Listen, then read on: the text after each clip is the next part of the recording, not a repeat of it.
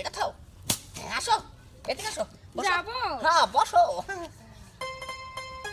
আরে পাগল, শোনো, মনে করলা যে সরকারি লোক বোঝো নাই, একটু বসো। আচ্ছা, তুমি যে এখানে ওখানে জানো দাও, প্রতিদিন কি জানো দাও? হ্যাঁ ও আচ্ছা, ওয়াসি তোমার স্বামী আছে কি? হ্যাঁ আছে। এক্সকিউজ মি না কি বলে?